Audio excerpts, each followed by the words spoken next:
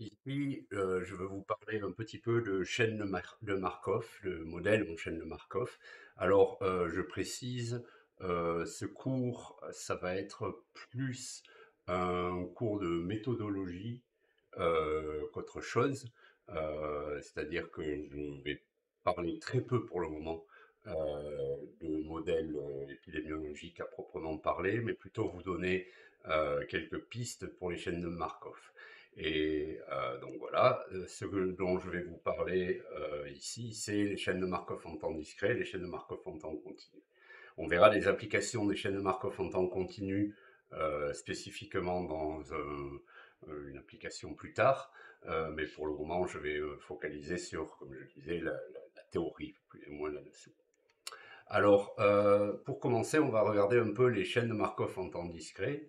Et ce que je vais faire, c'est vous présenter ces points ici, c'est-à-dire que je vais définir ça, vous expliquer comment ça se comporte asymptotiquement, euh, puis distinguer deux types de chaînes de Markov, celles qu'on appelle régulières et celles qui sont absorbantes, et enfin vous parler un petit peu des matchs aléatoires. Donc, qu'est-ce qu'une chaîne de Markov en temps discret? Donc, le CMTD, chaîne de Markov en temps discret, c'est ce qu'on appelle un processus stochastique qui décrit l'évolution d'un processus qui est soumis au hasard. Donc, l'idée, c'est la suivante. On a un certain nombre d'états qu'on va noter S. Et ils vont de 1 à R au niveau de la numérotation, donc de 1 SI pour 1 I allant de 1 à R. Et l'état, euh, c'est l'état possible d'un système et on le compte, enfin on considère cet état lors de la répétition d'une expérience. Je vais me mettre en plus petit comme ça, à part si j'ai besoin de pointer, dans quel cas je me réagrandirai. Donc, en fait, l'idée, c'est qu'on a un système qui peut être dans l'un de ces états et qui doit être dans l'un de ces états. Euh, donc, à la énième répétition de l'expérience, quelle que soit l'expérience qu'on conduit, on doit être dans l'un des états de 1 à R, et donc la probabilité, on note PI de n, la probabilité que le système soit dans l'état I au temps n, et la somme des probabilités d'être dans les différents états est donc égale à 1. Donc, je répète, il n'est pas possible de ne pas être dans un état, et donc c'est pour ça que cette somme est égale à 1. Ah, voilà. Euh, donc, si on considère ça, donc si on considère que au temps n plus 1, enfin, on était au temps n dans un certain état, et au temps n plus 1, donc c'est discret, le temps étant discret, c'est pour ça qu'on parle de chaîne de Markov en temps discret, d'accord. Si on est dans l'état SI, l'état I, au temps n plus 1, eh bien, il y a plusieurs façons d'être arrivé là. Il y a en fait R façons possibles d'être arrivé là. C'est-à-dire qu'on peut avoir été dans l'état 1 et avoir transitionné de l'état 1 vers l'état N, l'état I, pardon. On peut avoir été dans l'état 2 et avoir transitionné vers l'état I, et ainsi de suite, jusqu'à être dans l'état R et avoir transitionné vers l'état I. D'accord. Et en fait, on va noter P, où je suis ici, on va noter la probabilité de transitionner de l'état 1, par exemple, vers l'état I, P1I. D'accord. La probabilité de transitionner de l'état 2 vers l'état I, c'est P2I, et ainsi de suite jusqu'à PRI. Et donc, si on était passons un petit peu de temps pour comprendre cette première transition possible. Donc, je suis dans l'état I au temps n plus 1, et j'étais au temps précédent, au temps n, j'étais dans l'état 1. Donc, rappelez-vous que P1 de n, c'est la probabilité que j'étais dans l'état 1 au temps n. Donc, si j'étais dans l'état 1 au temps n, et j'ai fait cette transition, eh bien la probabilité que je sois dans l'état i au temps n plus 1, sachant que j'étais au temps n dans l'état 1, c'est la probabilité que j'ai fait une transition de l'état 1 vers l'état i, multipliée par la probabilité que j'avais au temps précédent d'être dans l'état 1. D'accord? Et c'est la même chose pour tous les états. C'est-à-dire que je suis dans l'état i au temps n plus 1 si j'étais dans l'état 2 au temps n, avec cette probabilité. Donc la probabilité d'être dans l'état i au temps n plus 1, sachant que j'étais dans l'état 2 au temps n, c'est la probabilité que j'étais dans l'état 2 au temps n, multipliée par la probabilité que j'ai fait une transition de 2 vers i. Et donc, j'ai la probabilité que je sois dans l'état i au temps n, c'est la somme de toutes ces probabilités. D'accord? Donc, la probabilité, c'est ce que j'écris ici, donc la probabilité d'être dans l'état euh, l'état i au temps n plus 1, c'est un peu compliqué, toujours, évidemment, pas sans mêler les pinceaux quand on a tous ces indices. Donc, la probabilité d'être dans l'état i au temps n plus 1, c'est la probabilité que j'étais dans l'état 1 et que je suis maintenant dans l'état i, plus la probabilité que j'étais dans l'état 2 et je suis maintenant dans l'état i, et ainsi de suite, jusqu'à la probabilité que j'étais dans l'état r et que je suis maintenant dans l'état i. Et en fonction de ce que je racontais il y a quelques secondes, ça veut dire que c'est la somme des P1i P1 de n plus P2i P2 de n, etc., plus PRI PR de n. D'accord? Donc, ça c'est vrai pour tous les états. D'accord? Donc, je suis dans l'état 1 avec cette probabilité-là. Je suis dans l'état K, K étant entre 1 et R, avec cette probabilité-là. Et je suis dans l'état R avec cette probabilité-là. Et donc, l'évolution de mon vecteur, parce que vous pouvez penser à P1, je vais me repasser en grand, vous pouvez penser à P1, PK, PR, enfin tout ça, c'est un vecteur qui me donne la distribution de la probabilité d'être dans l'un de ces états au temps n plus 1. D'accord? Et ce vecteur de probabilité, eh bien, je l'obtiens en fonction du vecteur de probabilité P1, P2, etc., PR du temps précédent en faisant ces sommes. Et là, bien sûr, vous devriez voir apparaître une propriété intéressante, c'est que ce n'est rien qu'une multiplication matricielle. Donc, je peux l'écrire, ce que je viens d'écrire, sous la forme d'un vecteur ligne des probabilités d'être dans les différents états, d'accord, dans l'état 1, dans l'état 2 et tout ça, multiplié à droite, dans ce cas, par une matrice P qu'on va appeler la matrice de transition du processus de Markov, de la chaîne de Markov, d'accord, qui est la matrice qui donne la probabilité d'aller d'un état vers les autres états. Donc là, la première ligne de cette matrice, elle donne la probabilité d'aller de l'état 1 vers l'état 1, de l'état 1 vers l'état 2, et ainsi de suite jusqu'à l'état R. La deuxième ligne, elle donne la probabilité d'aller de l'état 2 vers l'état 1, de l'état 2 vers l'état 2, etc. Et donc cette matrice, elle indique quelle est la probabilité de faire la transition depuis un état vers un autre état, d'accord? Et elle définit la chaîne de Markov. Alors, je réécris ce que je viens de dire sous la forme d'un produit, d'accord? Donc j'ai un vecteur ligne qui est égal à un autre vecteur ligne multiplié à droite par cette matrice de transition. Et donc, on voit qu'en fait, on obtient ceci, exactement ce qu'on avait écrit avant. D'accord? Donc, l'équation qui régit l'évolution de ce processus stochastique, c'est cette équation-là. C'est une suite, ok? Ça définit une suite euh, où les éléments sont des vecteurs lignes, d'accord? L'élément c'est P1 de 1, P1 de 2, P2 de 1, etc.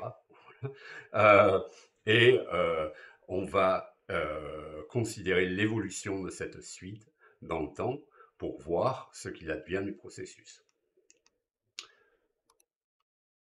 Alors, il y a une caractéristique très importante dans ce genre de système, c'est que la matrice, elle a des propriétés très intéressantes. Elle est ce qu'on appelle stochastique. Alors ici, elle est, alors je ne me rappelle plus si elle est stochastique par ligne. Donc on dit qu'une matrice non négative, donc on appelle matrice non négative une matrice dont les éléments sont non négatifs en anglais, c'est-à-dire positifs en français. Une matrice est non négative si toutes ses entrées sont positives ou nulles. Et on dit qu'une matrice non négative est stochastique si, par ligne, si la somme de chaque ligne est égale à 1. D'accord? Donc vous prenez une ligne, vous vérifiez que la somme des éléments dans cette ligne est égale à 1. Alors, une matrice, on dira par colonne, je précise, par colonne, évidemment, c'est la même chose, mais au lieu de sommer les lignes de la matrice et d'obtenir 1, on somme les colonnes de la matrice et on obtient 1. Alors, les matrices stochastiques, elles ont des propriétés très très intéressantes. On pourrait passer quelques heures à en parler, mais ici c'est pas l'objet. Mais n'empêche que des choses qu'on sait d'elle, c'est notamment, bon, ben, comme c'est une matrice non négative, on sait que le théorème de Perron-Frobenius s'applique, on peut caractériser tout un tas de choses, et en particulier, on trouve que toutes les valeurs propres de la matrice vont être à partie réelle inférieure ou égale à 1, et en fait, 1 va être une valeur propre. D'accord? Ça, c'est facile à montrer, puisqu'il suffit d'écrire, si vous voulez écrire que la somme des lignes d'une matrice, non, je ne l'ai pas marqué, je vais vérifier, si vous voulez écrire que la somme des lignes d'une matrice est égale à 1, vous pouvez écrire que m fois le vecteur colonne de 1 est égal au vecteur colonne de 1, ce qui n'est rien d'autre que l'équation valeur propre, vecteur propre correspondant à la valeur propre 1. D'accord? Donc, voilà. Alors, je précise, j'ai utilisé le temps n et le temps n plus 1. En pratique, on travaille avec des intervalles de temps delta t. Là, j'ai utilisé un delta t égal à 1, mais en vrai, il faut penser aux intervalles de temps comme étant, bon, je ne sais pas, on choisit ce qu'on veut. Ce qui est important, c'est que c'est des intervalles discrets. Le temps évolue de façon discrète. Et typiquement, ce qu'on fait, c'est qu'on reordonne les variables de telle manière à ce que delta t soit égal à 1. Mais souvent, si vous utilisez une chaîne de Markov en temps discret en pratique, il est probable que votre delta t ne sera pas égal à 1. Vous pourrez, par exemple, travailler par heure ou quelque chose comme ça. Donc, il suffira de savoir quel est votre pas de temps. D'accord?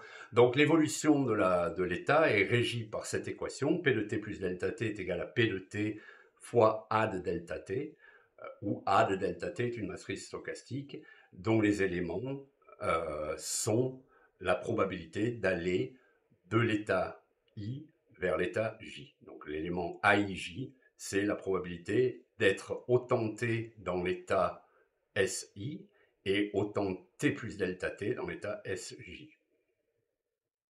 Alors, fréquemment, ce n'est pas toujours le cas, on va avoir une matrice qui est constante, qui ne va pas dépendre du pas de temps. Si c'est le cas, on dit que la chaîne de Markov est homogène. Et comme j'ai déjà décrit il y a une seconde, quand le pas de temps est pris égal à 1, bien on est, en général on prend, je devrais dire ça pas autrement, en général on reformule les choses de telle manière à ce que le pas de temps soit égal à 1. Alors, oups, euh, une petite précision pratique qui peut être importante et Ça m'arrive fréquemment de m'emmêler les pieds là-dedans. Euh, les chaînes de Markov en temps discret, elles existent, elles intéressent beaucoup les probabilistes, elles intéressent aussi beaucoup les gens qui travaillent en analyse matricielle, parce que c'est des objets très très intéressants dans ce domaine-là aussi. Alors, les probabilistes, en général, ils pensent aux choses sous cette forme-là, c'est-à-dire qu'ils écrivent le vecteur de distribution de probabilité comme étant un vecteur ligne, et ils multiplient par conséquent la matrice de transition à gauche par le vecteur précédent. Les gens qui travaillent en matriciel pur, eux, ils préfèrent les vecteurs colonnes. Et donc, en fait, pour un vecteur colonne, ben, vous écrivez la même chose. Vous pensez à votre vecteur de distribution de probabilité comme étant un vecteur colonne. Et dans ce cas, vous multipliez la matrice de transition à droite par votre vecteur de colonne. Ça ne change rien, si ce n'est que certaines des formules que je vous montrerai plus tard, ben, il faudrait y penser comme étant la transposée des formules que je vais vous donner. Et c'est un peu un problème des fois, c'est-à-dire que souvent quand vous regardez la littérature, il faut bien clarifier en regardant quelles sont les définitions utilisées, est-ce qu'ils sont en train de travailler en colonne ou est-ce qu'ils sont en train de travailler en ligne. Bon, c'est juste une transposition, ça coûte pas cher, mais n'empêche que c'est intéressant de se rappeler de ce qu'on fait. Alors, je vais dire, ça c'est un peu peut-être pour ceux d'entre vous qui faites des cours aussi, que les chaînes de Markov en temps continu, en tant que personne qui utilise, qui enseigne la modélisation assez souvent, c'est quelque chose qui plaît beaucoup aux étudiants, je précise, pour ceux d'entre vous qui avaient à faire des cours de première ou deuxième année. Euh, c'est un mélange d'algèbre linéaire, matricielle, et puis vous pouvez très facilement faire un peu de numérique. Et en général, je trouve, j'ai enseigné dans le passé, par exemple, un cours pour des étudiants de deuxième année avec peu de prérequis d'algèbre linéaire, et c'était le passage de mon cours de modélisation qui passait le mieux avec les étudiants. Et je précise aussi qu'il y a un livre de Kemeny et Snell, dont j'ai la référence ici, mais que vous trouverez probablement assez difficilement, malheureusement, qui contient beaucoup d'informations très intéressantes sur ce genre de chaîne. Alors, c'est un cours de dynamique des virus, donc évidemment on va se préoccuper de dynamique de virus, et pour ça on va regarder le comportement asymptotique d'une chaîne de Markov en temps continu. Alors c'est assez facile au début au moins expliquer. Si je pars d'un vecteur P0, donc ça va être là dans le cadre que j'ai écrit, c'est un vecteur ligne, d'accord. C'est un vecteur P0 qui contient la probabilité qu'au temps 0, le système soit dans l'état 1, dans l'état 2, etc., jusqu'à l'état R. D'accord. Donc c'est un vecteur ligne de distribution de probabilité.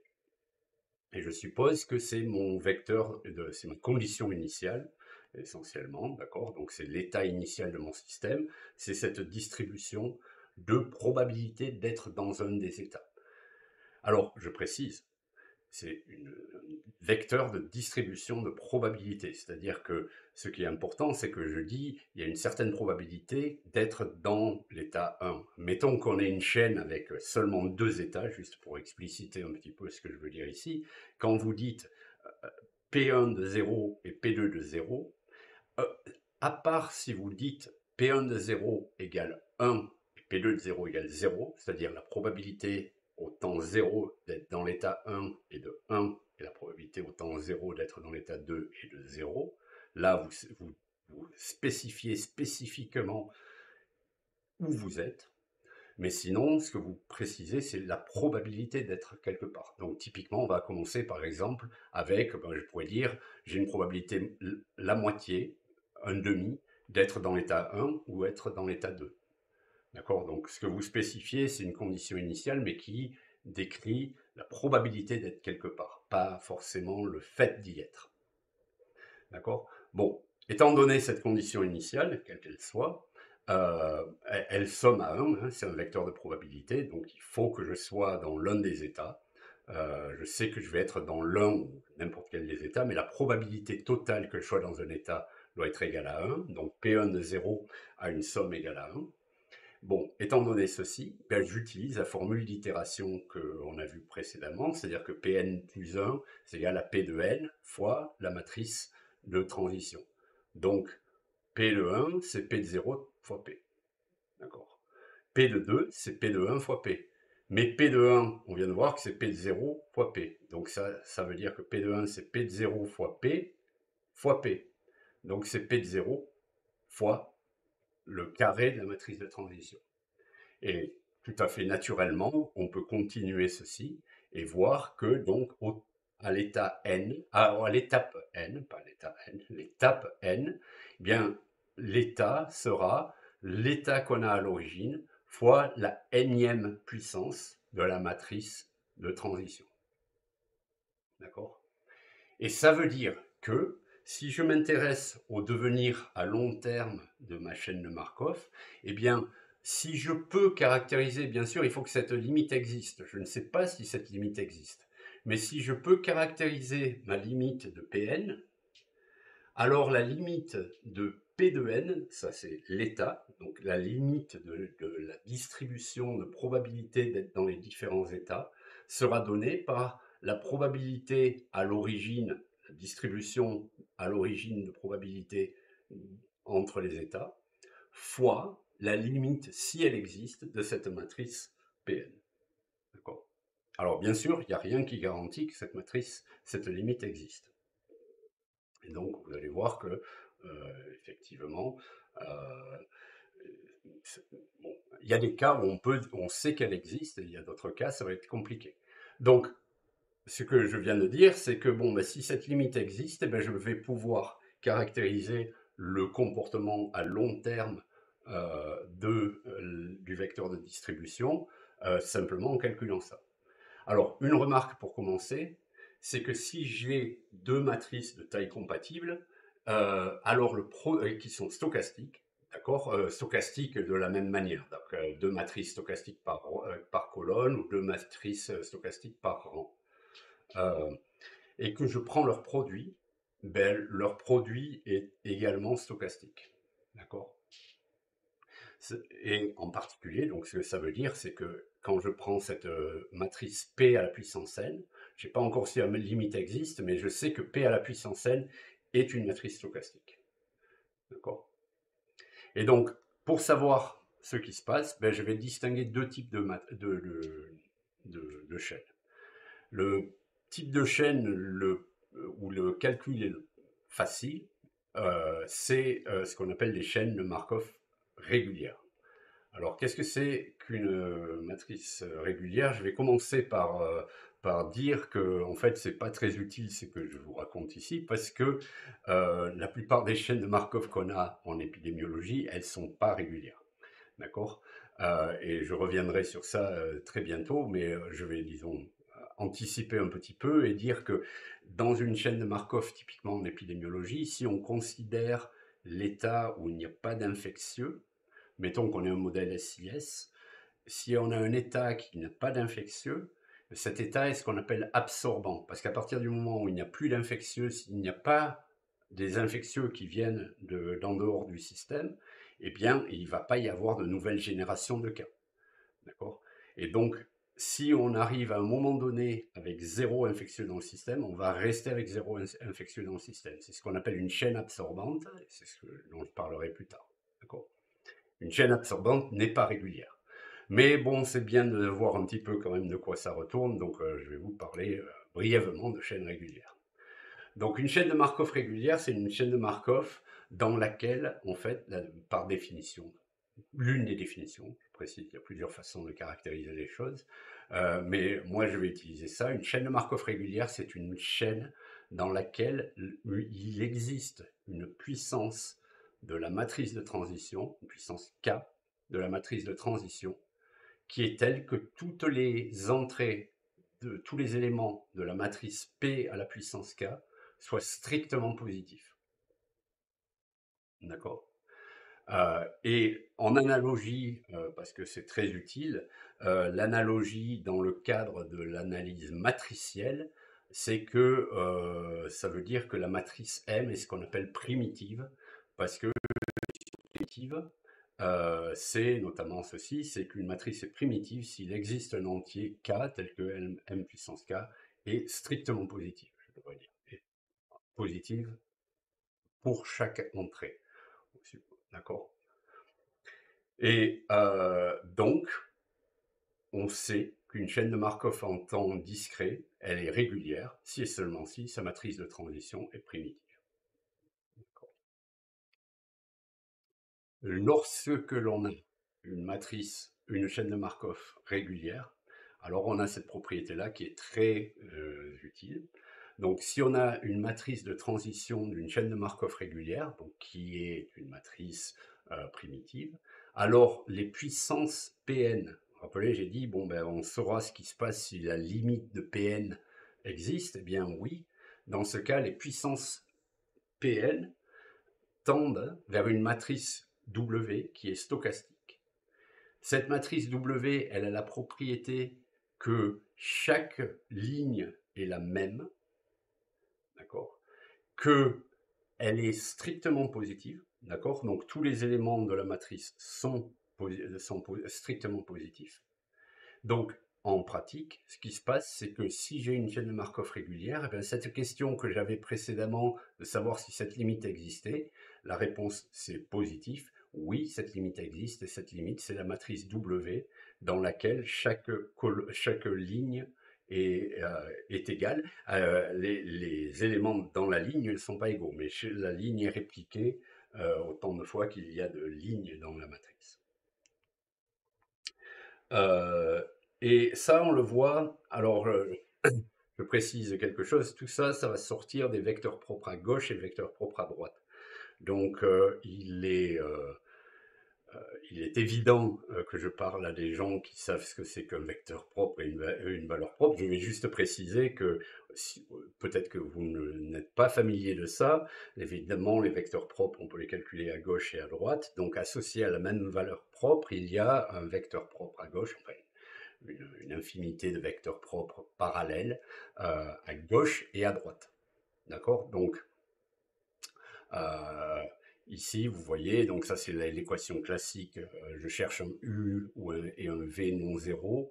Si j'ai mu égale lambda U avec des vecteurs colonnes, ça veut dire que U est vecteur propre à droite associé à la valeur propre lambda. Et si j'ai V transposé, donc un vecteur ligne, fois M égale lambda fois V transposé, ben là j'ai un vecteur propre à gauche associé à la même valeur propre lambda. D'accord. Donc à chaque valeur propre correspond un vecteur propre gauche et un vecteur propre droit. Et en fait, ce qu'on a fait dans le calcul précédent, eh bien on va voir qu'en fait ça correspond, je vous rappelais que j'ai déjà dit qu'une matrice stochastique, elle a la valeur propre 1. Eh bien cette valeur propre 1, là je l'ai explicité ici, j'ai une valeur propre 1 parce que, comme j'ai déjà indiqué, ce que je peux faire, c'est si je veux faire la somme des lignes d'une matrice P qui est stochastique, ce que je vais faire, c'est que je vais le multiplier par le vecteur colonne de 1. Et quand je multiplie ma matrice par mon vecteur colonne de 1, alors il faut que je fasse comme ça. Donc, quand je multiplie ma matrice à droite par le vecteur propre de 1, si la somme des colonnes, des rangs, pardon, c'est 1, ben je vais avoir un vecteur de nouveau égal à 1. Donc cette équation ici m'indique que 1 est une valeur propre associée au vecteur propre de 1. Et maintenant, regardez ce qui se passe si on dit la chaîne de Markov a convergé. Donc si la chaîne de Markov a convergé, ça veut dire qu'il n'y a plus d'évolution. Donc, lorsque j'étudie l'évolution du système, vous rappelez que l'évolution du système, elle est donnée par cette équation ici, P de n plus 1 égale P de n fois P. Mais si j'ai convergé, bien alors P de n plus 1 est égal à P de n. Okay, je suis à la limite, donc j'ai atteint ma limite, P de n ne varie plus, et donc P de n plus 1 est égal à P de n. D'accord? Donc, si je fais ça, en fait, je vois que quand j'écris ceci, ben, j'ai un vecteur W, mon vecteur d'équilibre, qui me décrit la distribution à l'équilibre de la chaîne, et il va vérifier ceci, il va vérifier cette équation-là, mais c'est un vecteur, je vais l'appeler W, petit w, c'est un vecteur qui est tel que quand je lui applique la chaîne, ça ne change plus. Okay, j'ai Pn plus 1 égale Pn. Ça veut dire que ceci est vrai. Et quand j'écris cette équation, cette fois-ci W est un vecteur ligne, d'accord? Quand j'écris cette équation, ce que je suis en train d'écrire, c'est l'équation pour le vecteur propre à gauche associé à la valeur propre 1. D'accord? Donc pour trouver l'équilibre de votre chaîne de Markov régulière, tout ce que vous avez à faire, c'est trouver le vecteur propre associé à la valeur propre 1, vecteur propre gauche. Sachant que le vecteur propre droit, je vais trouver un vecteur de 1. D'accord. Et je précise, on peut faire la transposée, parce que souvent, si vous faites ça numériquement, je mentionne ça, je parlais tout à l'heure du fait que les choses dépendent un peu du contexte. Des fois, on travaille avec des vecteurs lignes, des fois, on travaille avec des vecteurs colonnes. La vecteur propre à gauche associé à une valeur propre, ce n'est rien d'autre que le vecteur propre à droite associé de la matrice transposée. D'accord? Vous pouvez transposer la matrice. Si vous avez un vecteur propre gauche de la matrice, c'est la même chose que le vecteur propre droit de la transposée de la matrice, et vice-versa. Le vecteur propre droit correspond au vecteur propre gauche. Donc, si vous avez un programme numérique ou symbolique qui ne sait pas chercher des vecteurs propres à gauche, il suffit de prendre votre matrice de transition, la transposer et calculer les vecteurs propres à droite. D'accord? Alors, il y a une autre chose dont il faut se rappeler, c'est que le vecteur W, c'est un vecteur de probabilité. Et donc, euh, vous allez trouver un vecteur propre à gauche, mais rien ne vous assure, quand vous faites le calcul, que vous trouvez un vecteur propre dont la somme est 1, parce que je vous rappelle que vous voulez un vecteur de probabilité, donc vous voulez que la somme des éléments de ce vecteur soit égale à 1. Donc, si le vecteur que vous trouvez ne somme pas à 1, ben, tout simplement vous divisez par la somme des éléments du vecteur. Si je prends cette norme comme ça, que j'écris la norme ici comme ça, il suffit que je divise par cette norme là pour obtenir le vecteur propre euh, normalisé à 1 que je veux. Une remarque rapide, l'une des raisons pour laquelle les gens qui font des matrices et de l'algèbre linéaire aiment beaucoup ce genre de problème, c'est qu'il y a un lien très fort entre l'algèbre linéaire et les graphes.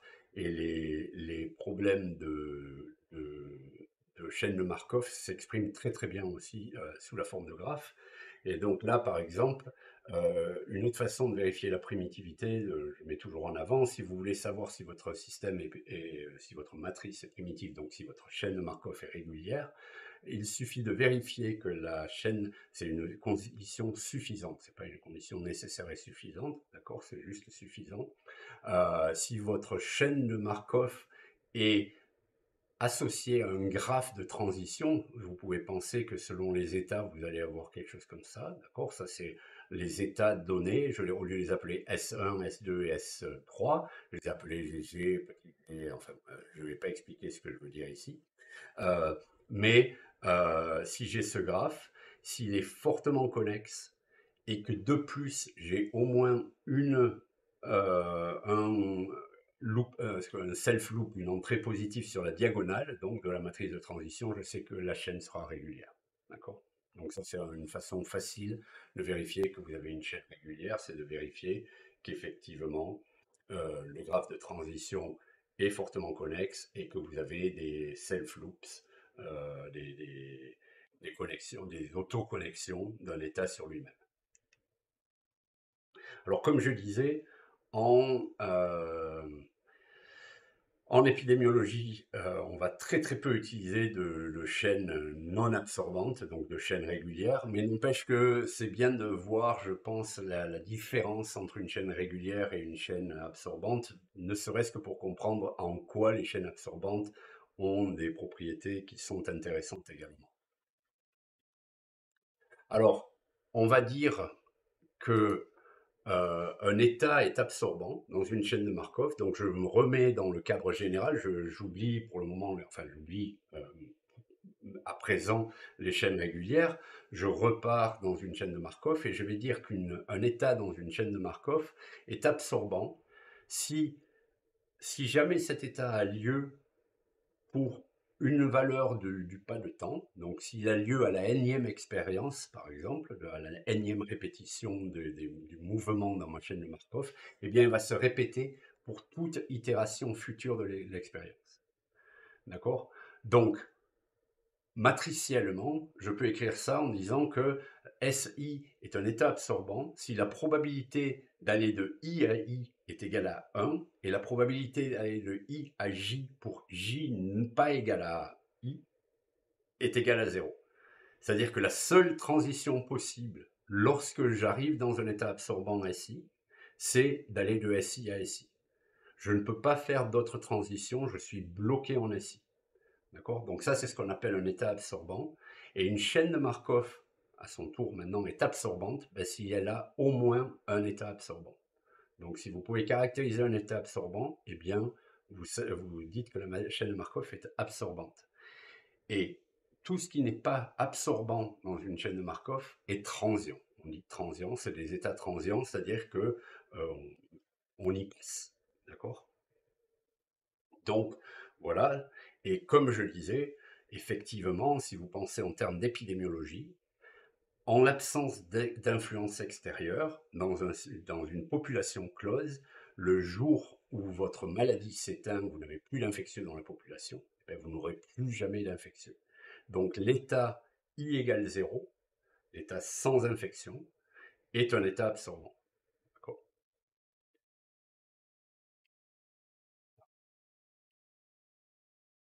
Alors, quand on a des chaînes absorbantes, on n'a pas le même genre de résultat qu'on a pour les chaînes régulières, mais on peut se poser des questions quand même assez intéressantes, de nature assez différente de celles qu'on se pose dans le cas des chaînes régulières.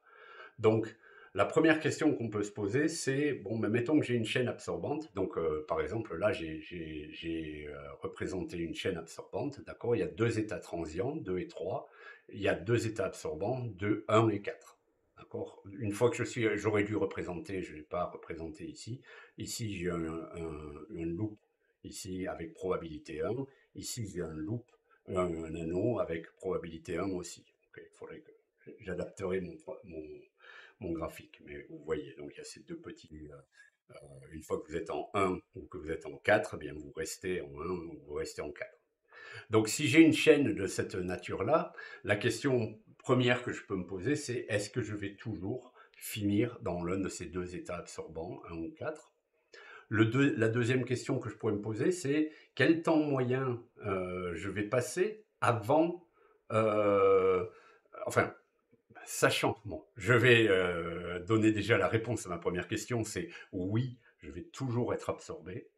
Sachant que c'est le cas, alors la question après, les questions qui peuvent se poser, c'est bien combien de temps je vais passer dans un état transient, par exemple, à, si je suis initié dans un état transient. Donc, mettons que je parte dans l'état 2 ici, euh, et je tourne dans l'état 2, mais combien de temps je vais rester dans des états transients comme ça avant d'aller vers l'un des états absorbants? De la même manière, quel est le temps moyen? Donc il y a le nombre de fois que je vais passer, mais aussi quel est le temps moyen avant que le processus entre dans un état absorbant. Et dans la mesure où on a une situation comme celle que je décris ici, avec deux états absorbants, si je pars dans un état non absorbant, dans un état transient, ben, dans quel état absorbant est-ce que je vais finir? D'accord? Donc ça, c'est les questions auxquelles on va pouvoir répondre avec des méthodes algébriques. Donc la première question, comme je disais, celle-là, bon, ben voilà, je vous ai déjà donné la réponse. Si j'ai une chaîne de Markov absorbante, la probabilité d'atteindre un état absorbant, c'est 1. D'accord? Donc, euh, une chaîne de Markov absorbante absorbe toujours. Alors, elle peut mettre beaucoup, beaucoup, beaucoup de temps à absorber. Ok, ça, c'est un autre problème. Le temps avant absorption, c'est quelque chose d'autre. Mais théoriquement, une chaîne absorbante absorbe toujours. Enfin, l'état absorbant dans une chaîne, ou l'un des états absorbants dans une chaîne absorbante absorbe toujours. Maintenant, pour répondre aux autres questions, ce qu'on fait, c'est qu'on met la matrice dans ce qu'on appelle la forme standard. Donc, quand on a une chaîne absorbante, on sait qu'on peut toujours écrire la matrice sous cette forme ici. Donc, je vais repasser en grand. Donc, c'est ce qu'on appelle la forme standard de la matrice de transition. Donc, c'est cette forme-là. Donc, vous avez une matrice. Donc, s'il y a K états absorbants, vous allez pouvoir réordonner votre matrice, réécrire votre matrice, donc en réordonnant les rangs et les colonnes, de telle manière à avoir une matrice, donc ça c'est une matrice en bloc, d'accord. Il y a un bloc ici qui est la matrice identité de taille K, donc qui correspond au nombre d'états absorbants. Ici, il y a une matrice R qui n'est pas forcément carrée, d'accord. Cette matrice R et la matrice 0 ici ne sont pas forcément carrées. Cette matrice Q, elle, est carrée. Euh, et en fait, le rôle de ces matrices, hop, c'est comme suit. Vous pouvez penser, alors rappelez-vous que la matrice, en fait, elle décrit, la matrice de transition, d'où je viens, vers où je vais. Donc, l'état à l'étape n, vers l'état à l'étape n plus 1. Et donc, en fait, cette partition de la matrice, cette forme standard, ce qu'elle fait, c'est qu'elle écrit, elle liste d'abord les états absorbants et ensuite les états transients. La matrice identité de taille K, de taille, le nombre d'états absorbants, ben, c'est simplement la matrice. Rappelez-vous que j'ai dit, ben, il va falloir, j'ai oublié dans mon graphique, là, d'avoir les deux flèches avec une probabilité 1. Cette matrice, c'est ça qu'elle encode. D'accord. Donc elle dit que du premier état absorbant vers le premier état absorbant, la probabilité de transition c'est 1. Du deuxième état absorbant vers le deuxième état absorbant, la probabilité d'absorption, de transition c'est 1. D'accord. C'est donc une matrice qui est diagonale. Et sur cette diagonale, toutes les probabilités valent 1. Et quand on est dans un état absorbant, on ne peut pas aller vers un état transient. On a été absorbé, ça y est, c'est fini. Donc c'est pour ça qu'ici, cette matrice-là, par contre, c'est une matrice de 0. Il n'y a pas possibilité d'aller vers un état transient une fois qu'on est absorbé. Donc ça, c'est la matrice K ici. Ensuite, la matrice R, c'est la matrice qui décrit le mouvement depuis des états transients vers des états absorbants. Donc si je reviens à cet exemple ici, la matrice R, elle va inclure ces deux flèches ici. Donc la matrice identité, elle inclut les deux flèches que j'ai oublié de mettre sur le graphique, qui sont de 4 à 4 et de 1 à 1. La matrice R, elle inclut ces deux flèches-là. Et la matrice Q, ben, elle inclut tout le reste. D'accord. Les mouvements au sein des états transients. Donc ici, c'est ça, voilà, depuis un état transient vers un autre état ou le même état, c'est pas grave. Donc depuis un état transient vers un état transient. D'accord. Et ensuite, ce qui est beau, ça je ne vais pas le prouver ici, mais on montre facilement que si on prend la matrice Q, la matrice qui décrit les mouvements depuis les états transients vers les états transients, et qu'on soustrait cette matrice Q à la matrice identité de la même taille, rappelez-vous que Q est une matrice carrée, donc si on soustrait cette matrice Q de la matrice identité correspondante, on a une matrice qui est inversible, donc elle a un déterminant non nul. On appelle matrice fondamentale de la chaîne de Markov la matrice inverse. D'accord. Donc typiquement, on va la noter N. Donc la matrice fondamentale de la chaîne de Markov, c'est l'inverse de cette matrice, identité moins Q. Ensuite, si on prend cette matrice fondamentale et qu'on somme les éléments sur la ligne, sur les lignes, on a un vecteur, d'accord. Donc on prend 1 fois n, n fois 1, pardon, c'est sur la ligne, donc c'est n fois le vecteur de 1, de la bonne taille, hein, d'accord. Et donc ça, c'est une matrice qu'on va noter T, et un vecteur qu'on va noter T. Et enfin, on va définir la matrice B qui est n fois R, donc n étant la matrice fondamentale et R étant la matrice qui décrit les mouvements des états transients vers les états absorbants. Et avec ça, c'est quasiment magique.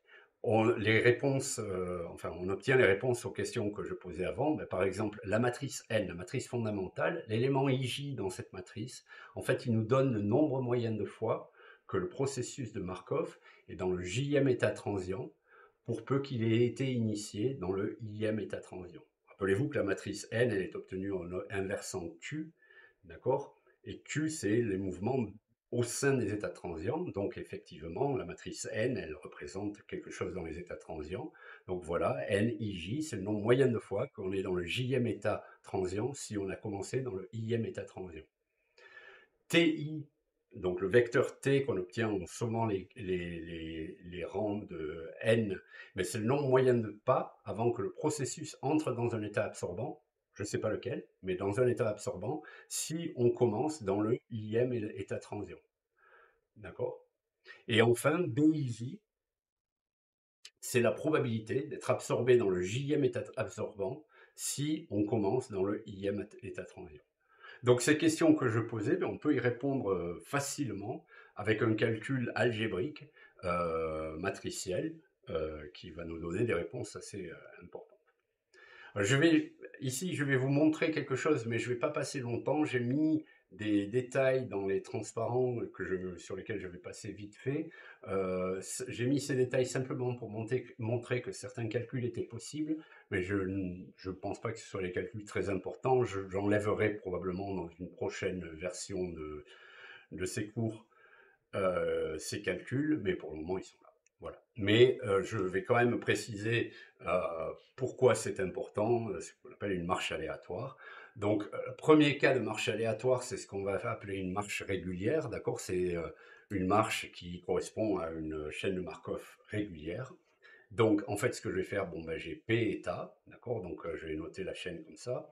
Et la marche aléatoire la plus classique, ça sera l'une dans laquelle, si je suis dans un état donné, ben, j'ai une probabilité 1 demi d'aller vers la droite et 1 demi d'aller vers la gauche. D'accord? Donc pensez à cette chaîne comme étant, si vous la représentez comme étant des lieux dans l'espace, en fait souvent on appelle ça la marche de l'homme ivre, parce que en gros c'est quelqu'un qui ne saurait pas où il va, et si vous représentez les états comme ça, côte à côte comme étant les lieux où cette personne peut être, ben chaque pas cette paire ou pas, ou chaque 3 mètres, ou je ne sais pas, la personne décide si elle va dans un sens ou dans l'autre, et elle le fait de façon complètement aléatoire, d'accord? Elle a une probabilité la moitié d'aller dans un sens ou dans l'autre, à gauche ou à droite. Euh, je reviendrai sur ce genre de truc un peu plus tard pour vous montrer comment on fait une analogie dans le cas épidémiologique. Mais dans le cas régulier, c'est pas très intéressant de toute façon.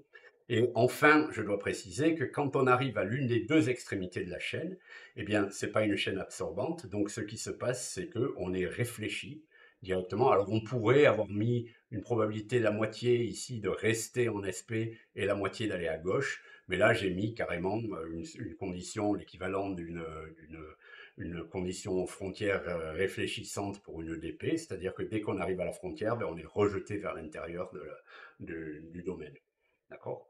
Donc ça, c'est une marche aléatoire, d'accord? Les individus marchent de façon complètement aléatoire là-dedans. C'est une chaîne régulière. Bon, je ne vais pas vous établir pourquoi. Ça se fait assez facilement, d'accord. Et donc, pour cette chaîne, on a une matrice de transition qui a cette forme-là. Donc, elle a une super diagonale et une sous-diagonale non nulle. Euh, Elle est primitive. Donc, on a une chaîne de Markov en temps discret régulière. Et bon, je ne vous montre pas la primitivité, mais c'est assez facile à faire. Et on a une chaîne de Markov régulière et on peut faire les calculs. Donc, je vous rappelle que donc on trouve l'état de distribution à long terme en calculant le vecteur propre à gauche de la matrice de transition. Donc, on veut résoudre ça. Là, je vous ai fait les calculs. Je ne vais pas rentrer dans les détails. Donc, on établit le système. Si par exemple on exprime tout en fonction de W1, ben, la première composante du vecteur solution, on trouve ça, euh, on continue le calcul, on trouve l'expression pour les WI comme ça, en haut, pardon. Donc on trouve que le vecteur de distribution, il a la forme W1, 2W1, 2W1, 2W1 jusqu'à W1.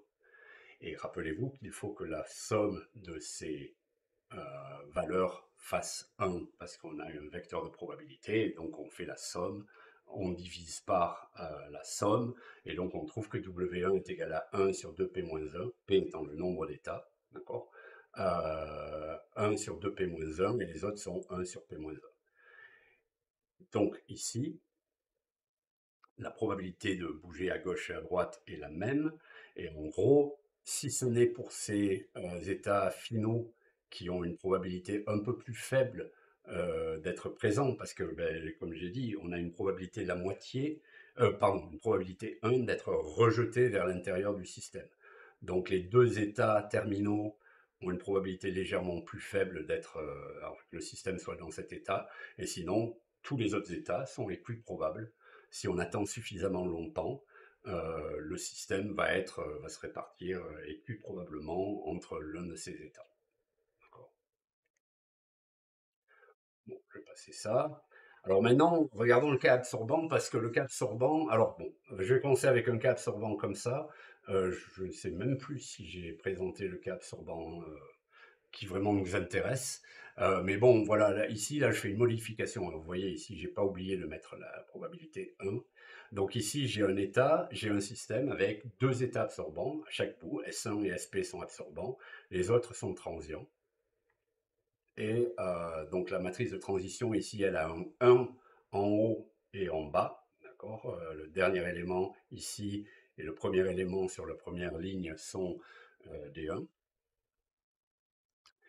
Donc, pour écrire en forme standard, ben, en fait, alors il y a plusieurs façons, hein. J'explique toujours à mes étudiants que l'une des bonnes façons de passer à la forme standard, si jamais il y a besoin, c'est justement de prendre le graphe associé et de faire une analyse du graphe en termes de composantes connexes, ce qui va vous donner cette forme ici. Et là, ici, elle est très facile. Je me rends compte que mes deux états absorbants, c'est S1 et SP, d'accord, les deux extrémités. Et donc, il faut que je les liste en premier. D'accord. Donc, je les ai ici. Je les ai mis S1 et SP ici. Vous voyez que la probabilité d'aller de S1 à S1, c'est 1. La probabilité d'aller de SP à SP, c'est 1. La probabilité d'aller de l'un de ces états vers tout autre état, c'est 0, puisqu'ils sont absorbants. Et ensuite, j'ai listé les états non absorbants et la probabilité d'aller de l'un à l'autre et tout ça. Et donc ici, vous avez la matrice R qui indique la probabilité d'aller des états non absorbants vers les états absorbants. Vous la voyez, c'est une matrice qui a deux colonnes et tous ces rangs-là. Elle dit quoi? Elle dit qu'il y a une probabilité la moitié d'aller de 1,5 vers 1 et rien d'autre. Okay, aucun des autres états n'ont accès à un état absorbant, si ce n'est le dernier état transient aussi, où dans ce cas, il y a une probabilité la moitié d'aller vers SP et d'être absorbé ensuite. Et le reste de la matrice, ce bloc-là, c'est simplement les probabilités de mouvement à l'intérieur des états transients. Donc on a cette matrice-là, on a la forme standard de la matrice, et on va pouvoir faire les calculs. Donc on calcule R, on a Q qui est donné ici, I moins Q, c'est l'identité moins Q, donc évidemment il faut que je prenne l'identité de taille P-2, d'accord, puisque j'ai mes deux états absorbants à ignorer, et donc j'obtiens ça. Alors là, c'est là où j'expliquais qu'en fait, on peut l'inverser explicitement. Je précise que numériquement, ça se fait très très bien aussi, beaucoup mieux d'ailleurs, mais on peut le faire à la main. Pratiquement, c'est un peu compliqué. Bon, c'est une matrice de Toeplitz tridiagonale symétrique, donc ça se fait. J'ai mis quelques trucs ici si vous voulez regarder. Je ne vais pas m'apesantir là-dessus. On arrive à calculer explicitement les termes dans la matrice inverse. Donc c'est quand même, c'est pas facile, mais ça se fait. Et voilà. Le dernier truc que je vais dire, je vais revenir à cette chaîne ici avant d'avancer d'aller plus avant. La raison pour laquelle ce genre de chaîne, alors évidemment, j'ai pas bien choisi les noms d'états, ce genre de chaîne est utile, c'est qu'en épidémiologie, par exemple, on pourrait prendre comme état le nombre d'individus infectieux. Donc, mon premier état à gauche ici serait I égale 0, I égale 1, I égale 2, etc. Jusqu'à I égale la population totale. Et dans ce cas, je n'aurai pas un état absorbant ici en haut, mais par contre, j'aurai, parce que si j'arrive à tous les individus infectieux, ben, je sais que je vais redescendre, mais je pourrais encoder un modèle SIS avec une chaîne de cette forme sans cet état absorbant ici. Et effectivement, je verrai que en bas, ce que j'ai, c'est la probabilité que l'épidémie s'éteigne. Ça pose des problèmes intéressants, je le mentionne juste en passant, c'est-à-dire il y a des trucs, ce qu'on appelle la ruine du joueur, qui est savoir, par exemple, on peut calculer, ça se calcule aussi analytiquement, jusqu'à où la chaîne, s'il n'y a pas cet état absorbant ici, euh, jusqu'où peut-elle monter, ok, avant d'être absorbée. Donc ça c'est quelque chose aussi qu'on peut calculer. On peut calculer les probabilités de passer par une certaine valeur, etc. Je pense que dans une version future de ce cours, je ferai plus de choses là-dessus, mais là, pour le moment, je vais passer. La deuxième chose dont je veux parler, je vais revenir sur les chaînes de Markov en temps continu, parce que c'est par contre beaucoup plus important dans ce cours. C'est justement les chaînes de Markov en temps continu. Alors, je vais ici présenter juste la théorie et quelques petites idées, et j'ai un autre cours sur le sujet que je fais un peu plus tard. Donc, en deux mots, une chaîne de Markov en temps continu, c'est similaire à une chaîne de Markov en temps discret, si ce n'est que le temps est continu. Euh, et en fait, donc, dans une chaîne de Markov en temps discret, les événements, le changement ou le non-changement, parce que vous pouvez rester dans le même état, ont lieu à chaque instant delta t. D'accord. Quand on considère une chaîne Markov en temps continu, en fait, on suppose que le temps delta t tend vers 0. Et de la même manière qu'un système dynamique discret, quand on prend le pas de discrétisation tendant vers 0, on obtient une équadif. Ben de cette même manière, quand on tend le pas de discrétisation, le pas de temps vers 0, eh bien on a une chaîne de Markov en temps continu. Et la raison pour laquelle je vais faire un cours spécifique sur la simulation des chaînes de Markov en temps continu, je ferai aussi un peu de chaîne de Markov en temps discret, okay, dans ce cours, mais je précise ici que c'est très important parce que si vous manipulez des équadifs, les chaînes de Markov en temps continu, c'est essentiellement équivalent aux chaînes de Markov en temps discret. Oh, pardon, aux équadifs ordinaires. Donc vous pouvez très facilement écrire une équadif ordinaire et la transformer en chaîne de Markov en temps continu, et vice-versa. Et donc, voilà quelque chose pour vous expliquer comment ça marche. Si je veux passer d'une équadif ordinaire vers une chaîne de Markov en temps continu, en fait, ce qui se passe, c'est que je considère des choses différentes, mais je considère le même modèle. Donc, mettons que je regarde un modèle SIS sans natalité, bon, mais je veux dire, il faut un modèle compartimental pour que ça marche bien, mais si j'ai un modèle compartimental type SIS sans natalité ni mort, je suppose simplement qu'il y a un certain nombre d'individus susceptibles, un certain nombre d'individus infectieux, et que par infection, on va de S à I, et par guérison, on va de I à S. Donc, lorsque je fais mon diagramme de flot, c'est pas comme ça, c'est cette forme-là qu'il a toujours, d'accord? Mais quand j'écris mon équation différentielle, ce qui se passe, c'est que je me focalise sur les deux états, sur chacun des états tour à tour, d'accord? Donc je prends mon diagramme de flot qui est ici, et je dis, bon, je regarde les flèches. Et quand je regarde les flèches, je sais que par rapport à l'état S, cette flèche-là qui part, elle correspond à une perte. D'accord? Il y a un taux de mouvement depuis S vers l'extérieur qui est au taux moins bêta SI. D'accord? Et de la même manière, cette flèche ici qui rentre, c'est un taux d'entrée, donc ça a un signe plus, et c'est gamma I. Donc ce que j'écris, c'est que l'évolution du nombre d'individus dans S, ou la concentration, quel que soit le type d'unité que vous avez choisi, mais l'évolution de la densité dans S, elle est négativement influencée par les flèches qui sortent et positivement influencée par les flèches qui rentrent.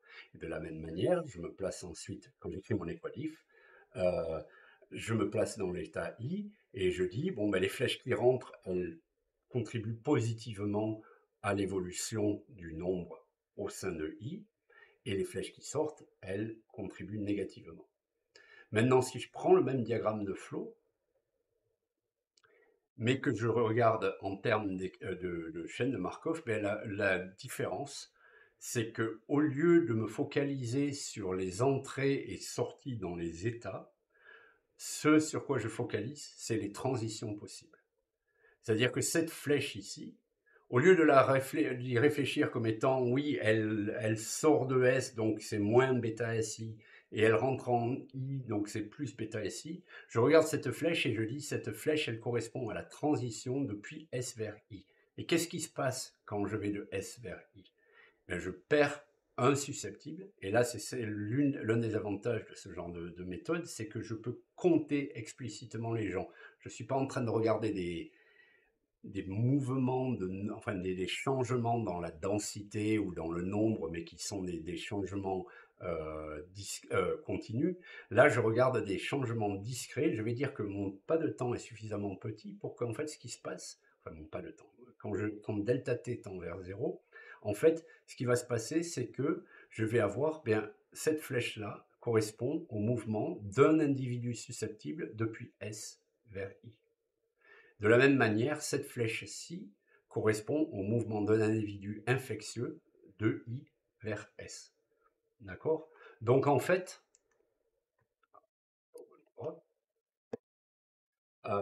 ça va être très facile de formuler la chose. Je précise, il y a plusieurs façons de formuler une chaîne de Markov en temps continu, hein. Vous pouvez le faire en termes de probabilité infinitésimale de transition entre les états, aussi de processus de branchement, ou bien de temps jusqu'au prochain événement. D'accord, je reviendrai sur ça plus tard. Ce qui est important ici, c'est que le temps est dans R+.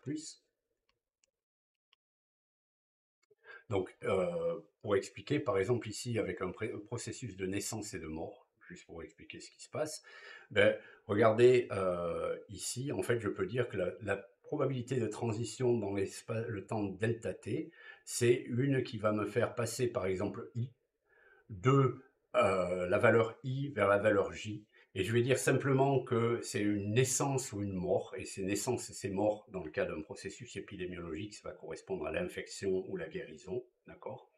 Mais donc, c'est une naissance au taux B de I fois delta T. Si je vais bouger de I égale I à I égale I plus 1, d'accord? Donc ça, c'est une naissance. J'augmente mon grand I. La mort, c'est la perte d'un individu infectieux. Sinon, il n'y a rien qui se passe, d'accord? Et tout est en petit taux de delta t, d'accord? Ça tend vers 0 quand le pas de temps tend vers 0. Et sinon, on a un lot de delta t pour toute autre transition possible, d'accord? Très très vite. Je pense que je devrais enlever ça, mais bon, j'en parle vite fait juste pour mentionner. On peut étudier aussi les chaînes de Markov en temps continu en utilisant ce qui s'appelle les équations de Kolmogorov rétrograde ou avancée. Là, ici, j'ai la formulation avancée. Je ne vais pas m'apesantir là-dessus, j'y reviendrai peut-être. Ça, c'est plus quand vous voulez faire l'analyse mathématique de ce type de modèle. Je précise que dans ce cours, on ne va pas faire de l'analyse mathématique des modèles en chaîne de Markov en temps continu, on va se focaliser sur la simulation, qui je pense est importante aussi. Il y a une forme vectorielle, les équations de Kolmogorov, et ce qui est important peut-être, c'est voilà, si vous avez une chaîne de Markov en temps discret qui est régie, là évidemment je l'ai mis sous la forme de vecteur colonne, juste pour faire illustrer mon point tout à l'heure que selon les cas, ça va être en colonne ou en ligne. Donc ici, c'est la forme d'un vecteur colonne. Bon, ben, supposons que delta t tend vers 0, alors on obtient les équations de Kolmogorov avancées pour la chaîne de Markov en temps continu qui a cette forme-là. Ça, c'est l'évolution du vecteur de probabilité qui est donné par Q fois P, et la matrice Q, c'est juste la limite de la probabilité de transition. Ok. Et c'est tout. Alors encore une fois, vite fait, je pense que il y a beaucoup plus à dire. Enfin, c'est pas, je pense, il y a beaucoup plus à dire sur le sujet. Ici, je vais pas m'apesantir. Euh, Ça vaudrait le coup que je fasse, peut-être que quand je reverrai mon cours dans le futur, j'ajouterai toute une chose sur l'analyse des chaînes de Markov en temps continu. Ici, je vais m'arrêter là et juste dire que bon, c'est un domaine très intéressant dans lequel se plonger. Et j'espère que certains d'entre vous le feront ou le font déjà.